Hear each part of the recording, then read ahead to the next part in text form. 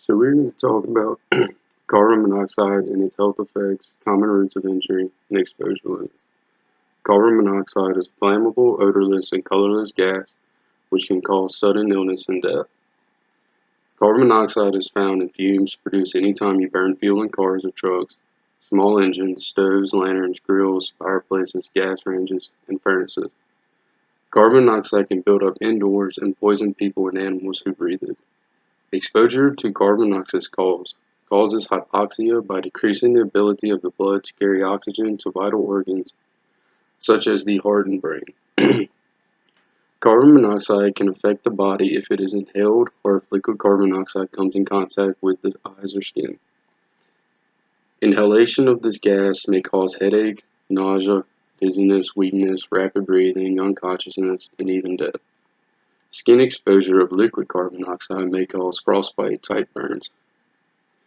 These effects are aggravated by heavy work, high temperatures, and high altitudes.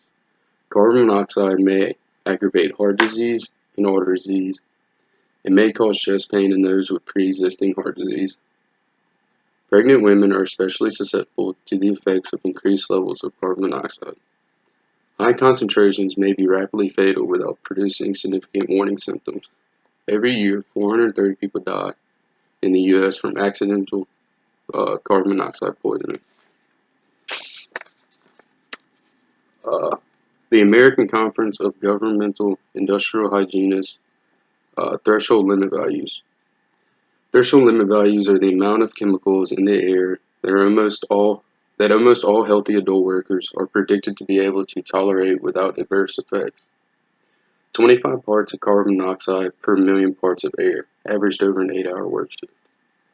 This can cause acute cardiovascular effects. The recommended exposure limit is an occupational exposure limit that has been recommended by the United States National Institute of Occupational Safety and Health to the Occupational Safety and Health Administration for adoption as a permissible exposure limit. It's 35 parts of carbon monoxide per million parts of air, averaged over an 8-hour work shift. This causes tissue hypoxia. The OSHA permissible exposure limit is a legal limit in the United States for exposure of an employee to a chemical substance or physical agent. It's 50 parts of carbon monoxide per million parts of air, averaged over an 8-hour work shift. This will cause asphyxiation, causing anaxia and hypoxia.